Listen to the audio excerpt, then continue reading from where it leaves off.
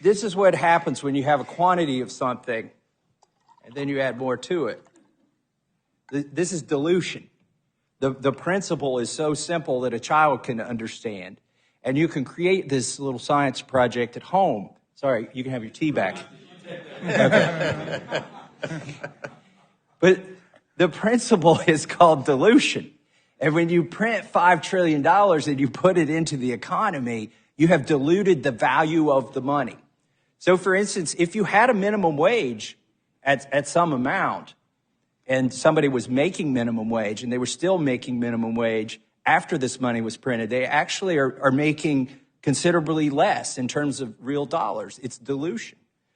So the $5 trillion that we printed, I would argue, is the primary source of inflation. You know, we can say, well, eggs went up because feed went up, fuel went up because there's a war in Ukraine. You can find a lot of excuses for various different industries.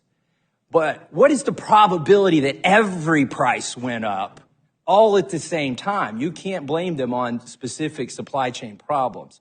The thing how do you explain the global? Yes, I'm glad you asked me that, Professor Raskin. Because they did the same thing in Europe. They did this everywhere. They printed their own equivalents of the Federal Reserve and treasuries, created their own money out of thin air. Mm-hmm. It may be the only thing that saved our dollar is that everybody else did the same thing to their currency.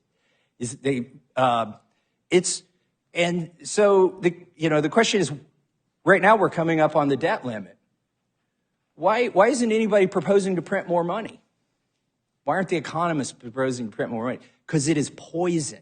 When you print money, it is poison to our economy, and it is